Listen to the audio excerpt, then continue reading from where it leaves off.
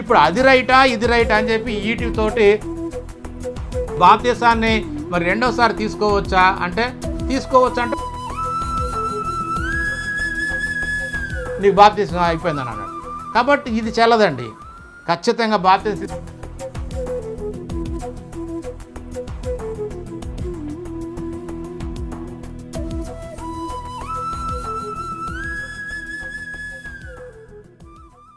సకల ఆశీర్వాదములకు కారణభూతుడైనటువంటి దేవదేవునికి, మన ప్రభు అయినటువంటి యేసుక్రీస్తు యొక్క తండ్రి అయిన దేవునికి స్తుతులు స్తోత్రాలు. అలాగనే మరి ఈ వాక్యాన్ని చూస్తున్నటువంటి దేవుని పిల్లలందరికీ యేసుక్రీస్తు నామములోనే నా శుభములు వందనాలు. ఈ దినం లేఖనాలో నుంచి ఒక అంశాన్ని ధ్యానిద్దాం. గత వారము మరి సర్వాధికారం కలిగినటువంటి దేవుడు ఎవరికి అధికారాన్ని ఇచ్చాడనే అంశంలో మరి బాప్తీసం గురించినటువంటి వివరణ కొంత తెలుసుకున్నాము. ఈ రోజున దాని కొనసాగింపుగా బాప్తీసం గురించినటువంటి సంపూర్ణమైన అవగాహన కలగటానికి లేఖనాల్లో ఉన్నటువంటి సారాంశాన్ని చూద్దాము. మరి ఖచ్చితంగా లేఖనాలను చివరి వరకు చూసినట్లయితే ఖచ్చితంగా మనకు బాప్తీసం గురించినటువంటి అవగాహన తప్పకుండా ఉంటుంది. కాబట్టి చివరి వరకు చూస్తారని ప్రభుపేట మనవి చేస్తూ ఈ లేఖనాలన్నింటిని కూడా మీకు వివరించడానికి ప్రయత్నం చేస్తాను. యేసుక్రీస్తు వారేమో తండ్రి యొక్కయు కుమారుని యొక్కయు పరిశుద్ధాత్మ యొక్క నామములోనికి బాప్తీసం ఇచ్చుచు అని చెప్పి ఆయన అక్కడ శిష్యులకు ఆజ్ఞాపించాడు. మరి శిష్యులేమో మరి పరిశుద్ధాత్మ పూర్ణులై వాళ్ళు చెప్పినటువంటి మాటలు ఏంటంటే మరి పాప క్షమాపణ నిమిత్తం మీరు మారు మనసు పొందుకొని యేసుక్రీస్తు నామములో బాప్తీసము పొందుడి, అప్పుడు మీకు పరిశుద్ధాత్మ అనే వరము అనుగ్రహించబడుతుందని చెప్పి అపోస్తులు చెప్పారు. కాబట్టి ఈ వచనాలను బట్టి చాలామంది మరి క్రైస్తవ సోదరులు తండ్రి కుమార పరిశుద్ధాత్మ నామంలోనే బాప్తీసం చెల్లుతుందని, కొంతమంది ఏమో మరి అపోస్తులు యేసుక్రీస్తు నామంలోనే ఇచ్చారు కాబట్టి యేసుక్రీస్తు నామంలోనే బాప్తీసం ఇవ్వాలని కన్ఫ్యూజన్లో ఉన్నారు. కాబట్టి మొదట చెప్పినటువంటి భాగంలో మరి తండ్రి కుమార పరిశుద్ధాత్మ అంటే ముగ్గురి యొక్క గుణ లక్షణాలు, ముగ్గురి యొక్క ఆలోచనలు, విధి విధానాల్లోకి ముగ్గురు గురించినటువంటి సంపూర్ణ అవగాహన మరి బాప్తీసం తీసుకునే వ్యక్తికి ఉండాలి అని వారి యొక్క అధికారంలోకి వీళ్ళని తీసుకురావాలని చెప్పి యేసుక్రీస్తు చెప్పాడని చెప్పి మనం అక్కడ చూసుకున్నాం. ఇప్పుడు దాని కొనసాగింపుగా అసలు బాప్తీసం అంటే ఏమిటి, ఎందుకు తీసుకోవాలి, ఎక్కడ తీసుకోవాలి, ఎవరు తీసుకోవాలి, ఎప్పుడు తీసుకోవాలని ఈ విషయాలన్నింటినీ కూడా లేఖనానుసారంగా చూద్దాము. జాగ్రత్తగా మరి బాప్తీసం గురించినటువంటి అవగాహన కావాలంటే ఖచ్చితంగా చివరి వరకు చూడాలని ప్రభుపేట మనవి చేస్తున్నాను. మరి మొదటిగా రోమీయులకు రాసిన పత్రిక 6వ అధ్యాయము 3వ వచనం, క్రీస్తు యేసులోనికి బాప్తీసం పొందిన మనమందరము ఆయన మరణములోనికి బాప్తీసం పొందితమని మీరు ఎరుగరా, కాబట్టి తండ్రి మహిమ వలన క్రీస్తు మృతులలో నుండి ఎలాగూ లేపబడినో అలాగూ మనమును నూతన జీవం పొందిన వారమై నడుచుకున్నట్లు మనము బాప్తిసము ద్వారా మరణములో పాలు పొందుటకై ఆయనతో కూడా పాతి పెట్టబడితిమి అని ఇక్కడ పౌలు గారు తెలియజేస్తున్నాడు. అంటే పాతి పెట్టడం అంటే నిజంగా ఈ మాటను బట్టి మరణము అనే సంగతి మనకు అర్థమవుతుంది. అంటే మరణించిన వారిని పాతి పెడతారు కదా, కాబట్టి బాప్తిస్టు అనే అర్థం కూడా గ్రీకులో ఇది పాతి పెట్టడము లేదా ముంచడము అనేటువంటి అర్థం వస్తుంది. కాబట్టి క్రీస్తు యేసులోనికి బాప్తీసం తీసుకున్న మనందరం కూడా ఆయన మరణములోనికి మరి పాలు పంపులు పొందుకుంటున్నాము అన్న సంగతి ఈ లేఖనాన్ని బట్టి చక్కగా అర్థమైంది.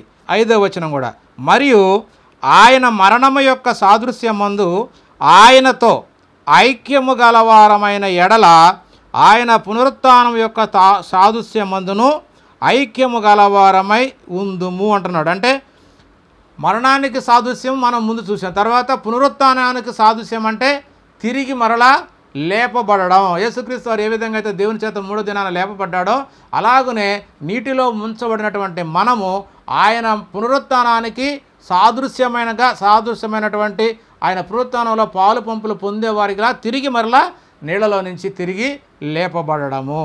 కాబట్టి ఇది బాప్తిసం యొక్క మరి సాదృశ్యముగా క్రీస్తు ఏ విధంగా అయితే చనిపోయి పాతిపెట్టబడి తిరిగి 3వ దినాలు లేపబడ్డాడో దానికి సాదృశ్యమైనటువంటి బాప్తిసము నీటి బాప్తిసం ద్వారా మరి ఎవరైతే సువార్త విని మరి నమ్మి క్రీస్తును, తండ్రిని, పరిశుద్ధాత్మను అంగీకరిస్తారో వాళ్లకు వారి యొక్క అధికారము, విధి విధానాల్లోకి తీసుకురావాలి అన్నది ఈ లేఖనం యొక్క ముఖ్య ఉద్దేశం.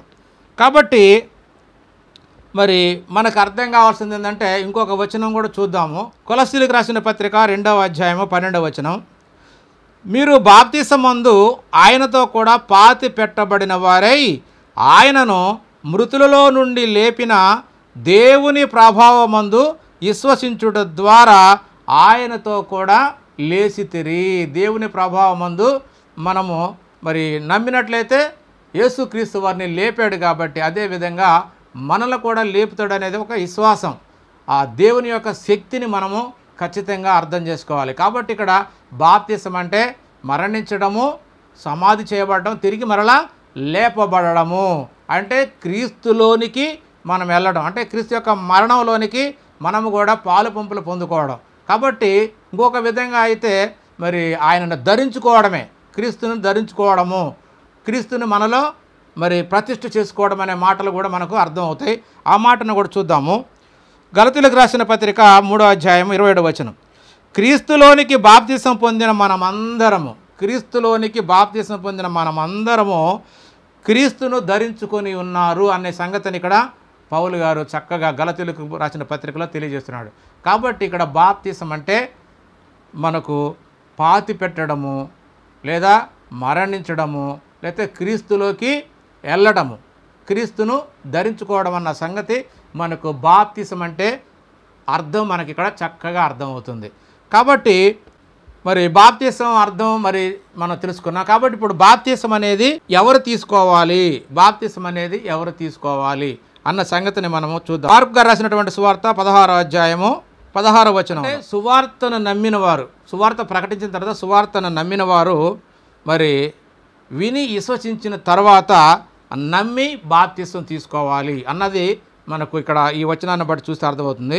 నమ్మి బాప్తిసం పొందినవాడు రక్షింపబడును, నమ్మని వానికి శిక్ష విధింపబడును అన్న సంగతి ఇక్కడ మనకు చక్కగా అర్థమవుతుంది. అంటే ఖచ్చితంగా బాప్తిసం ఎవరు తీసుకోవాలంటే సువార్త వినాలి, సువార్తను నమ్మి క్రీస్తునందు సంపూర్ణంగా విశ్వసించి బాప్తిసం తీసుకోవాలి. పాప క్షమాపణ నిమిత్తం యేసుక్రీస్తు నామంలో బాప్తిసం తీసుకోవాలి. ఎవరు అంటే ఖచ్చితంగా సువార్త విని సువార్తను నమ్మిన వాళ్ళు బాప్తిసం తీసుకోవాలన్న సంగతి ఇక్కడ మనకి ఈ లేఖనాన్ని బట్టి అర్థమవుతుంది. మరి ఎలా తీసుకుంటారు వీళ్ళు? సువార్త వినకుండా, మరి సువార్త చెప్పేవాళ్ళు లేకుండా ఎలా తీసుకుంటారు అనేది కూడా చక్కగా లేఖనాల్లో మనకు పౌలు గారు తెలియజేశాడు. ఆ మాటలు కూడా చూద్దాము.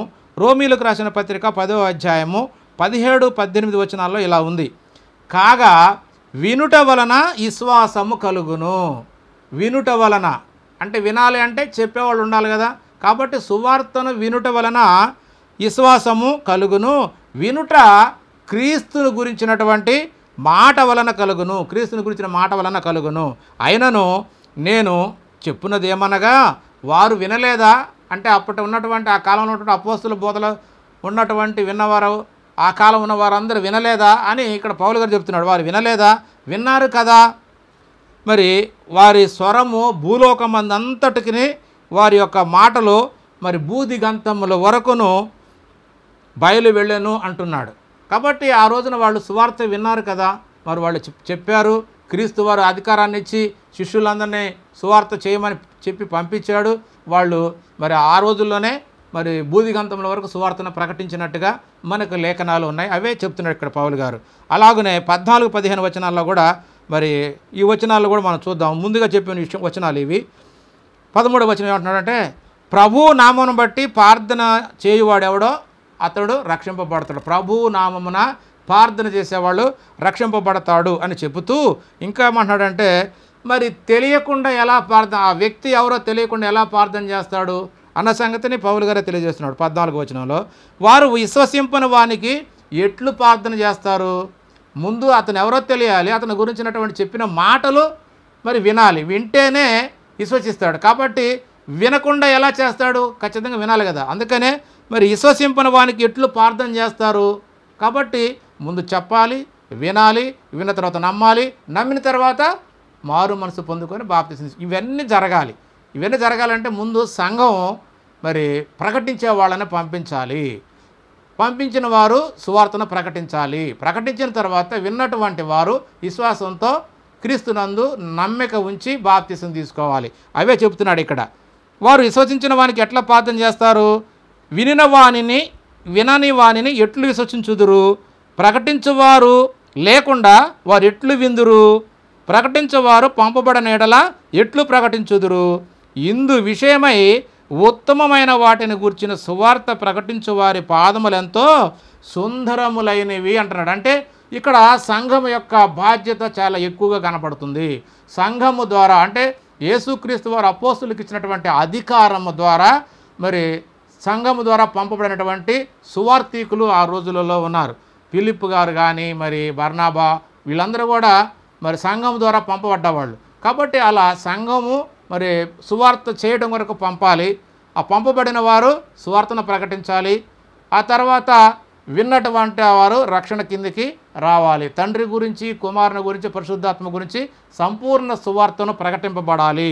వాళ్ళు ముగ్గురు గురించి సంపూర్ణ అవగాహన, వారి యొక్క విధి విధానాలన్నీ కూడా మరి విని వారి యొక్క అధికారంలోకి అందరూ రావాలి అన్న సంగతి మనకి లేఖనాలన్నీ చదువుతుంటే అదే అర్థమవుతుంది. కాబట్టి మనం సువార్త ఖచ్చితంగా ప్రకటించాలి. ప్రకటింపబడ్డప్పుడే మరి విని రక్షణలోకి వస్తారన్న సంగతి మనకు ఇప్పుడు ఈ లేఖనాన్ని బట్టి మనకు అర్థమైంది. కాబట్టి మరి బాప్తిసము మరి ఎప్పుడు తీసుకోవాలి అనేది కూడా మరి విన్నటువంటి వారు ఎప్పుడు తీసుకోవాలి అనే మాట మరి ఇక్కడ ఒక విషయం ఉంది. అది కూడా మనం చూద్దాము. ఏంటంటే మరి అపోస్తుల కార్యాలు 2వ అధ్యాయం 37వ వచనంలో మరి పేతురు గారు ప్రసంగం చేస్తాడు. పేతురు గారు ప్రసంగం చేస్తూ ఆయన ఏమంటాడంటే మరి యేసుక్రీస్తు వారి గురించి సంపూర్ణంగా ఆయన ప్రకటన అంటే సువార్త చేస్తాడు. సువార్త చేసినప్పుడు ఆ సువార్త విన్నటువంటి వారు వారి యొక్క హృదయాల్లో పొడవబడిన వారై వారి యొక్క తప్పు తెలుసుకొని మరి మారు మనసు పొందుకుంటారు. ఆ లేఖనాలను మనం చూద్దాము. 22వ వచనంలో మరి ఆయన ప్రకటించినప్పుడు సువార్త ప్రకటించినప్పుడు ఏమని ప్రకటించాడో పేతురు గారు చూద్దాం. ఇశ్రాయేలులారా ఈ మాటలు వినుడి. దేవుడు నజరేయుడగు యేసు చేత అద్భుతములను మహత్కార్యములను సూచక్రియలను మీ మధ్యన చేయించి ఆయనను తన వలన మెప్పు పొందిన వానిగా మీకు కనపరిచెను. ఇది మీరే ఎరుగుదురు. దేవుడు నిశ్చయించిన సంకల్పమును ఆయన భవిష్యత్తు జ్ఞానమును అనుసరించి అప్పగింపబడిన ఈయనను మీరు దుష్టుల చేత సిలువ వేయించి చంపితిరి.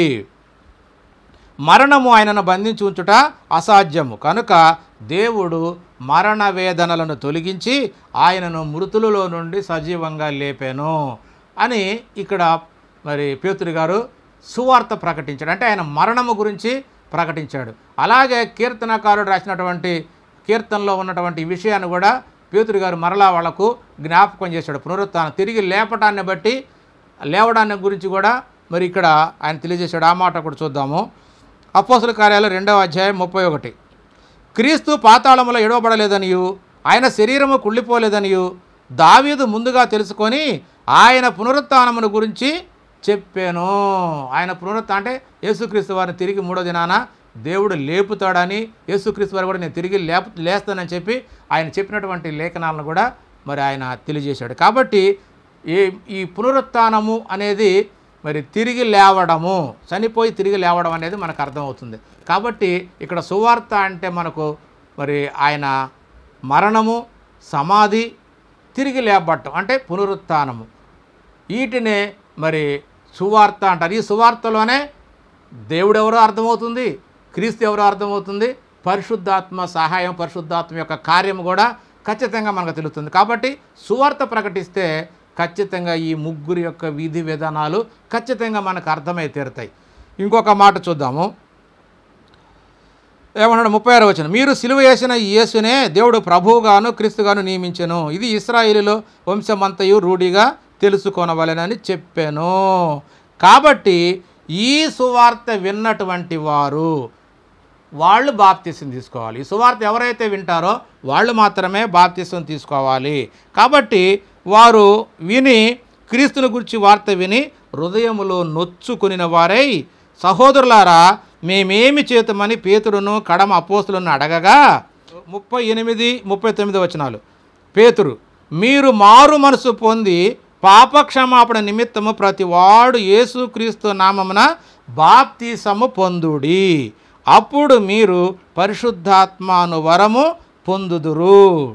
కాబట్టి ఈ వాగ్దానము మీకును మీ పిల్లలకును దూరస్తులందరికీ, అనగా ప్రభువైన దేవుడు తన యొద్దకు పిలిచిన వారికందరికీ చెందునని చెప్పాను. కాబట్టి మరి ఈ వాగ్దానం ఎవరికయ్యా అంటే మన ప్రభు అయిన దేవుడు తన యొద్దకు పిలిచిన వారందరికీ కూడా చెందుతుంది అన్నాడు. అంటే మారు మనసు పొంది పాపక్షమాపణ నిమిత్తం ప్రతి వాడు యేసుక్రీస్తు నామములో బాప్తిసం పొందాలి. అంతకుముందు ఏం జరిగింది? ఖచ్చితంగా వీళ్ళు క్రీస్తుని గురించినటువంటి సువార్త విన్నారు. ఆ క్రీస్తు ద్వారా దేవుడు చేయించినటువంటి అద్భుతాలు, మహత్కార్యాలు, సూచక్రియలు అన్నిటిని చూశారు. చూసిన తర్వాత అక్రమకారుల చేత ఆయన్ని సిలువకు అప్పగించారు. అయితే దేవుడు ఆయన్ని తిరిగి 3వ దినాన తిరిగి లేపాడు. ఈ సంగతి తెలిసినటువంటి వీరందరూ కూడా మేము తప్పు చేశాము, మేము జీవాధిపతిని చంపాము, మా కొరకు దేవుడు పంపినటువంటి మెస్సయ్యని చంపామని చెప్పి వాళ్ళకి అర్థమైపోయి హృదయంలో నొచ్చుకొని ఆ మాటలు విని వెంటనే మారు మనసు పొందుకొని పాపక్షమాపణ నిమిత్తం యేసుక్రీస్తు నామములో బాప్తిసం పొందుకున్నట్టుగా మనకి ఈ లేఖనాలన్నీ కూడా మనకు అర్థమవుతాయి. కాబట్టి ఎప్పుడు తీసుకోవాలయ్యా బాప్తిసం అంటే ఖచ్చితంగా సువార్త విని వారు ఉన్న పరిస్థితి, పాపం ద్వారా పట్టబడి ఉండి వాళ్ళు ఇప్పుడున్న పరిస్థితి ఎలాగుందో వాళ్ళు తెలుసుకొని ఆ మాటల ద్వారా సత్యాన్ని గ్రహించి వాళ్ళలో ఉన్నటువంటి పాపాన్ని విడిచిపెట్టి బాప్తిసం తీసుకోవాలి అన్న సంగతి మనకు ఇక్కడ ఈ మాటను బట్టి అర్థమవుతుంది. ఇంకొక వచనం కూడా చూద్దాము. ఒక చెరసాల నాయకుడు ఏ విధంగా మరి ఆయన మాటలు విని ఆయన ఎలా పశ్చాత్తాపడి మన బాప్తిసం తీసుకున్నాడు ఆ మాట కూడా చూద్దాము. ఎందుకంటే పౌలుని శీలని మరి జైల్లో వేసినప్పుడు మరి వాళ్ళు ప్రార్థన చేసినప్పుడు చెరసాల పునాదులు కదిలినప్పుడు భూకంపం వచ్చింది, వాళ్ళు తప్పించుకుని చెప్పి చెరసాల నాయకుడు అయ్యో ఇక మరి వీళ్ళందరూ తప్పించుకొని పోయారు కదా, నాకు పై అధికారుల నుంచి మరి నాకు సమస్య ఉందని చెప్పి ఆయన చంపుకోవాలనుకుని ప్రయత్నం చేసినప్పుడు అయ్యా మేమందరూ ఇక్కడే ఉన్నాం, నువ్వేం చంపుకోనక్కర్లేదని చెప్పి అన్నప్పుడు అప్పుడు వాళ్ళని చూసి ఈయన ఆశ్చర్యపోయి గజగజ వణుకుతూ మరి పౌలుకు చీలకు వాళ్ళ కాళ్ళ మీద పడ్డాలని పడ్డప్పుడు అంటున్నాడు మాట చూద్దాము. అపోస్తుల కార్యాలు 16వ అధ్యాయం 30వ వచనం. ఆ చెరసాల నాయకుడు వణుకుచూ వచ్చి పౌలుకును శీలనకు సాగిలపడి వారిని వెలుపులకు తీసుకొని వచ్చి అయ్యలారా రక్షణ పొందుటకు నేనేమి చేయవాలని చెప్పి అడగగా, రక్షణ పొందుకున్నటకు నేనేమి చేయాలని చెప్పి నేను అడగగా, అందుకు వారు ప్రభు అయిన యేసునందు విశ్వాసం ఉంచుము అని చెప్పి అతని ఇంటి వారికి దేవుని వాక్యము బోధించిరి. మొట్టమొదట సువార్త ప్రకటించాలండి. సువార్త ప్రకటిస్తే అది విన్నటువంటి వారు ఖచ్చితంగా క్రీస్తుని, దేవుని, పరిశుద్ధాత్మని ఒప్పుకుంటారు, క్రీస్తుని సొంత రక్షకుడిగా అంగీకరిస్తారు. ముందు సువార్త వినాలి, దేవుని వాక్యం వినాలి అన్నది ఖచ్చితంగా జ్ఞాపకం పెట్టుకోండి. కాబట్టి 33వ వచనం, వాక్యం బోధించిన వెంటనే రాత్రి ఆ గడియలోనే అతడు వారిని తీసుకొని వచ్చి వారి గాయములను కడిగాను. వెంటనే అతడును అతని ఇంటి వారందరూ బాప్తిసము పొందిరి. అంటే ఈయన దేవుని వాక్యాన్ని విన్నాడు.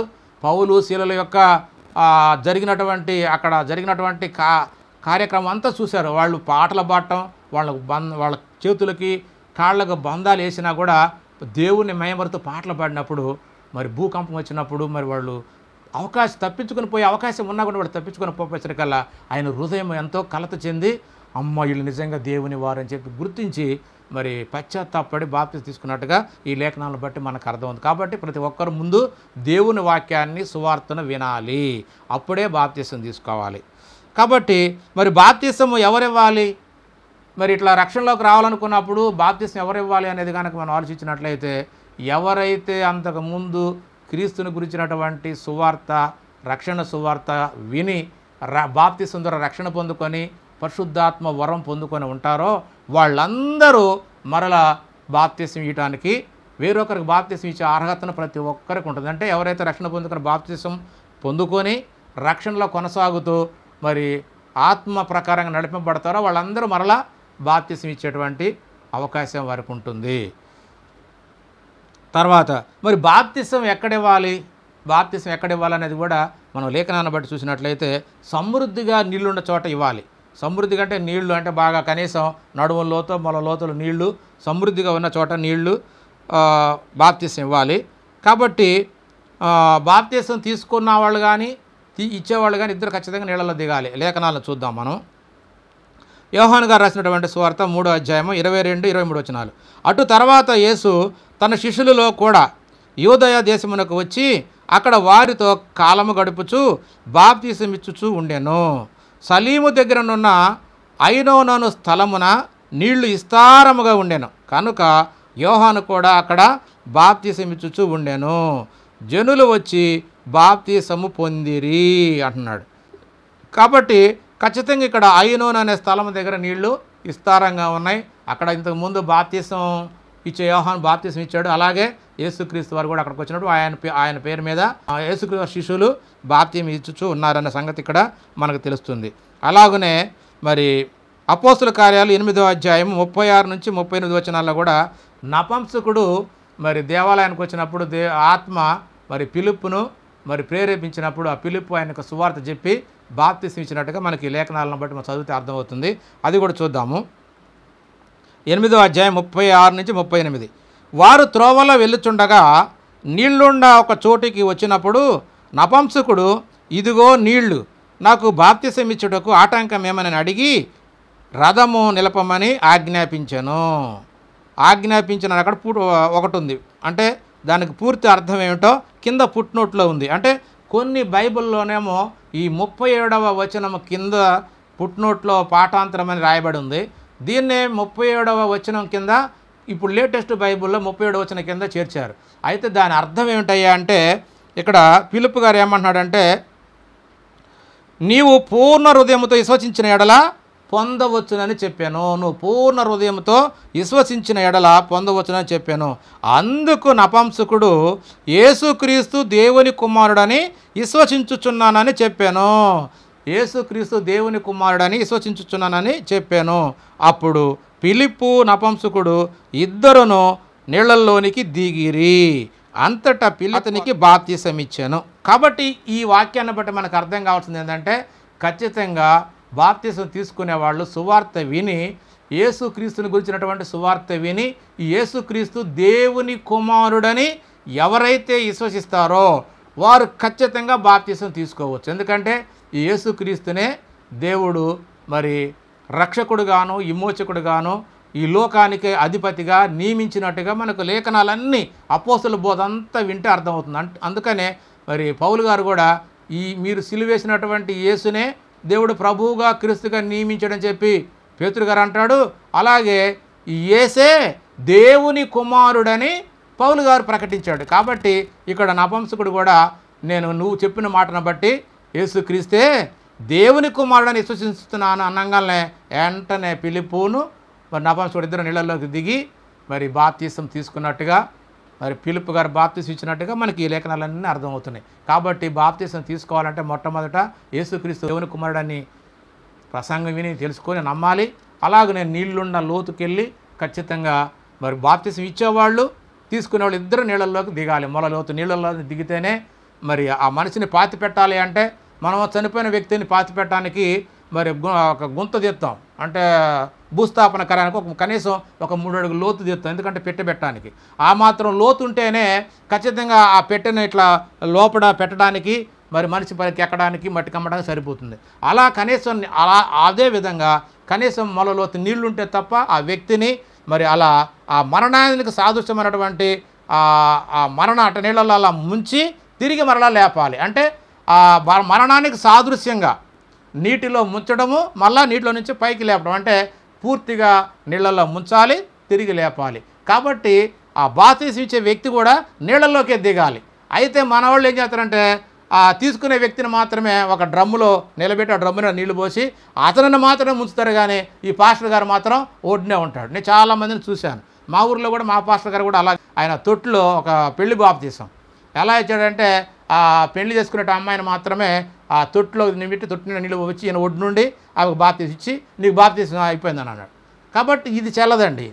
ఖచ్చితంగా బాప్తీసం తీసుకోవాలంటే ఇద్దరు బాప్తీసం ఇచ్చేటువంటి మరి పాస్టర్ గారు తీసుకునేటువంటి విశ్వాసి ఇద్దరు నీళ్ళల్లోకి దిగాలి. ఖచ్చితంగా నీళ్ళల్లో పూర్తిగా ముంచి తిరిగి మళ్ళా లేపాలి. అది యేసుక్రీస్తు యొక్క మరణము, సమాధి, పునరుత్థానాలకు సాదృశ్యంగా ఉంటుంది.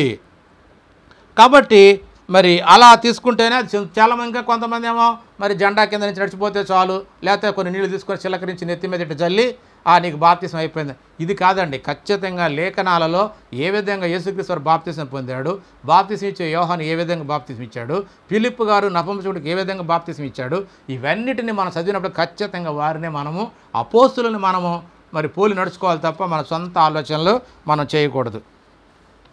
మరి బాప్తిసం వల్ల ప్రయోజనం ఏంటయ్యా, బాప్తిసం తీసుకుంటే ప్రయోజనం ఏంటయ్యా అంటే, ఇదిగో మారు మనసు పొందుకుంటాము, తర్వాత పాప క్షమాపణ జరుగుతుంది, పరిశుద్ధాత్మ వరంగా ఇవ్వబడుతుంది. 2:38 అపోస్తలుల కార్యాలు 2:38లో అదే బాప్తిసం తీసుకుంటే ఏమవుతుందంటే పరిశుద్ధాత్మ మనకు వరముగా దేవుని చేత ఇవ్వబడుతుంది. మనము కూడా ఆత్మ చేత ముద్రించబడతాము, నూతన సృష్టిగా మనము మార్పు పొందుతాము. ఇవన్నీ కూడా పరిశుద్ధాత్మ యొక్క వరం మనకు వస్తుంది. అది బాప్తిసం వలన మనకు వచ్చేటువంటి లాభం. మరి బాప్తిసాన్ని మరి రెండోసారి తీసుకోవచ్చా అంటే మొదటి తీసుకున్న బాప్తిసం సరైనది కాకపోతే రెండోసారి కూడా తీసుకోవచ్చు. అలా మరి కొన్ని వచనాలు ఉన్నాయి చూద్దాం. ఎందుకంటే మరి ఒక సందర్భంలో మరి పౌలు గారు చెప్తాడు, మీరు బాప్తిసం తీసుకున్నారా అంటే పరిశుద్ధాత్మను పొందుకున్నారా అంటే అసలు పరిశుద్ధాత్మ ఉన్నాడన్న సంగతే మాకు తెలియదు అన్నారు. అంటే వీళ్ళకు సువార్త అనేది సరిగా అందలేదు, సరైనటువంటి సువార్త వీళ్ళకి అందలేదు. అంటే తండ్రిని, కుమారుని, పరిశుద్ధాత్మని ఇలా ముగ్గురిని గురించి కంప్లీట్గా నీకు అర్థం కావాలి, వారి యొక్క అధికారంలోకి, వారి యొక్క ఆలోచనలోకి, వారి యొక్క కార్యక్రమాల్లోకి మనం రావాలి అంటే ముగ్గురు గురించి తెలియాలి.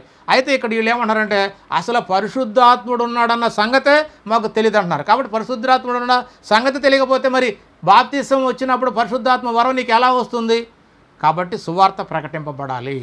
కాబట్టి అది సరైన పరిశుద్ధాత్మ గురించి తెలియలేదు అంటే ఆ బాప్తిసం కరెక్ట్ కాదు. కాబట్టి ఆ వచనాలను మనం చూద్దాము. అపోస్తలుల కార్యాలు 9వ అధ్యాయం 1 నుంచి కొన్ని వచనాలు. అపోల్లో కొరింథీలో ఉన్నప్పుడు జరిగినది ఏమనగా, పౌలు ప్రదేశంలో సంచరించి ఎఫెసునకు వచ్చి కొందరు శిష్యులను చూసి, మీరు విశ్వసించినప్పుడు పరిశుద్ధాత్మను పొందితిరా అని అడగగా, వారు పరిశుద్ధాత్ముడున్నాడన్న సంగతియే మేము వినలేదని చెప్పిరి. అలాగైతే దేని వలన బాప్తిసము పొందితిరని అడగగా, వారు యోహాను బాప్తిసమును బట్టియే అనిరి.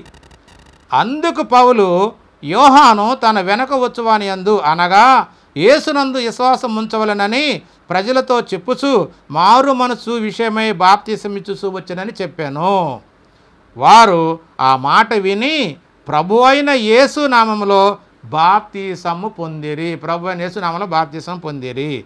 అటు తర్వాత పౌలు వారి మీద చేతులుంచగా పరిశుద్ధాత్మ వారి మీదికి దిగి వచ్చెను. కాబట్టి మరి ఖచ్చితంగా సువార్త వినాలి.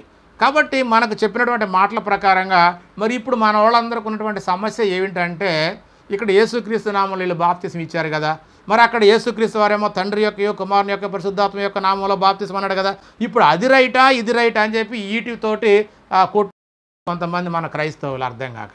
నిజంగా మనం ఒకటి అర్థం చేసుకుంటే, లేఖనాలని చదివిన తర్వాత అక్కడ తండ్రి, కుమార, పరిశుద్ధాత్మ అంటే అందులో యేసుక్రీస్తు వారు లేడా అండి? కుమారుడు యేసుక్రీస్తు కాదా? కుమారుడికి ఇచ్చిన అధికారం దేవునిది కాదా? అర్థం కాక మనం అయోమయంలో పడిపోతున్నాం. కాబట్టి అక్కడ యేసుక్రీస్తు చెప్పిన మాట రైటే, ఇక్కడ అపోస్తులు క్రీస్తు నామంలో ఇచ్చింది కూడా రైటే. రెండు కూడా సారాంశం ఒకటేనండి. అర్థం కాక మరి తీసుకునే వాళ్ళేమో ముగ్గురు యొక్క అధికారాన్ని విశ్వసించాలి, నమ్మాలి. యేసుక్రీస్తే మాకు రక్షకుడని చెప్పి, యేసుక్రీస్తే మా కొరకు చనిపోయాడని, యేసుక్రీస్తే దేవుని కుమారుడని, యేసుక్రీస్తునే దేవుడు మరి ప్రభువుగా, రాజుగా నియమించాడని ఖచ్చితంగా లేఖనాల బట్టి అంగీకరించాలి. అలా అంగీకరించినప్పుడే మనకు రక్షణ వస్తుందన్న సంగతి మనకు సువార్త ద్వారా అర్థమవుతుంది కదా. ఇక చివరిగా ఏ నామంలో బాప్తిసం తీసుకోవాలని మరి అపోస్తులు చెప్పారో ఆ మాటలను లేఖనాల ప్రకారంగా చూద్దాము. అపోస్తుల కార్యాలు 10వ అధ్యాయం 48వ వచనం. యేసుక్రీస్తు నామమందు వారు బాప్తిసం పొందవలనని ఆజ్ఞాపించాను అని మనకు అపోస్తుల కార్యాలు 10:48లో ఉంది. అలాగనే అపోస్తుల కార్యాలు 4:12లో కూడా ఒక మాట తెలియజేశాడు పేతురు గారు. మరి ఎవని వలన రక్షణ కలగదు, ఈ నామముననే మనము రక్షణ పొందవలెను, కానీ ఆకాశము క్రింద మనుషులలో ఇవ్వబడిన మరి ఏ నామమున రక్షణ పొందలేము అని మరి పేతురు గారు తెలియజేశాడు. అలాగనే మరి ఫిలిప్పు గారు కూడా ఒక మాట తెలియజేశాడు. అపోస్తుల కార్యాలు 8వ అధ్యాయం 12వ వచనం.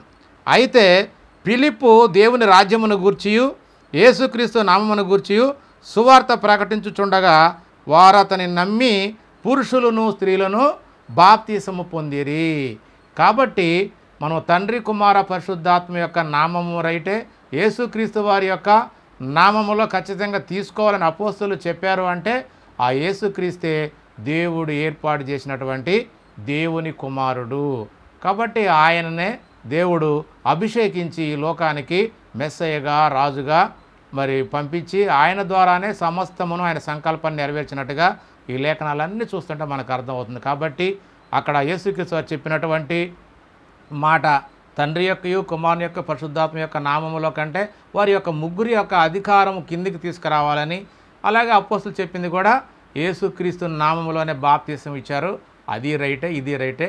కాబట్టి మనము లేఖనాలన్నిటి చూసినప్పుడు బైబిల్లో ఎక్కడ కూడా తప్పు ఉండదు అన్న సంగతి మనకు అర్థమవుతుంది. కాబట్టి ఇచ్చేవాళ్ళు తండ్రి కుమార పరిశుద్ధాత్మ నామంలోనికి అధికారంలోకి నువ్వు రావాలని చెప్పి మనకు చెప్పాలి.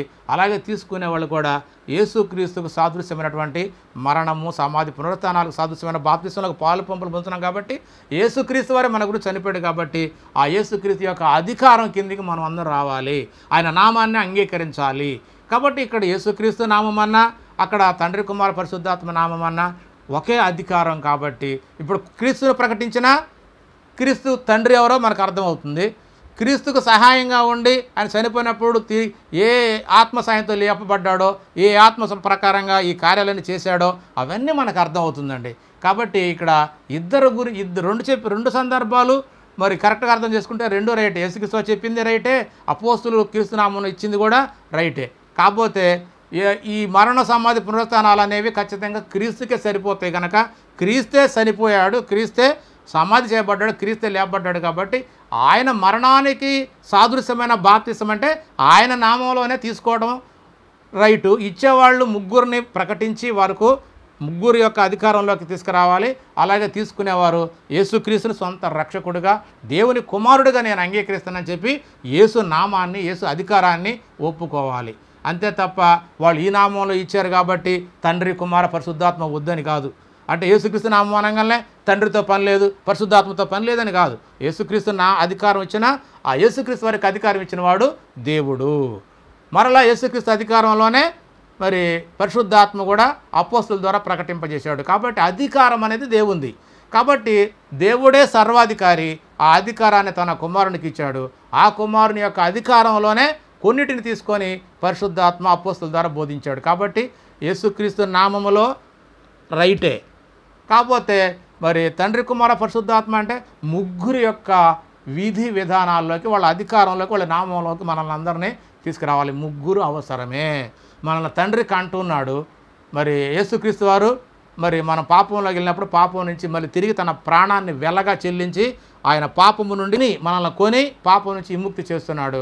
అలాగే కొనబడిన తరువాత దేవుని దగ్గరికి వెళ్ళేంత వరకు పరిశుద్ధాత్మ మనకు తోడుగా అభయముగా ఉండి మనల్ని కాపాడుతూ చివరి వరకు మనకు దేవుని దగ్గరికి వెళ్ళేంత వరకు, ఈ లోకంలో ఉన్నంత వరకు తోడుగా ఉంటున్నాడు. కాబట్టి ముగ్గురు యొక్క విధి విధానాలలోకి మనం ఉండాలి. ఇది సత్యం. కాబట్టి ప్రియ సహోదరి సహోదరులారా, మనకు అర్థం కావాల్సింది ఏంటంటే ఖచ్చితంగా విన్నవారు తండ్రి అయిన దేవుణ్ణి క్రీస్తు ద్వారా నమ్ముతున్నాం గనక మరి క్రీస్తు మాటలు అంగీకరించిన వారు మారు మనసు పొందుకొని పాపక్షమ పరిశుద్ధాత్మను వరంగా పొందుతాం.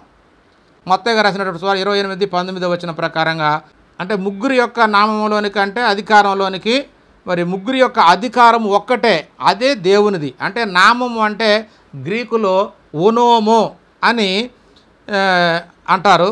దానికి ఇంగ్లీష్లో అథారిటీ.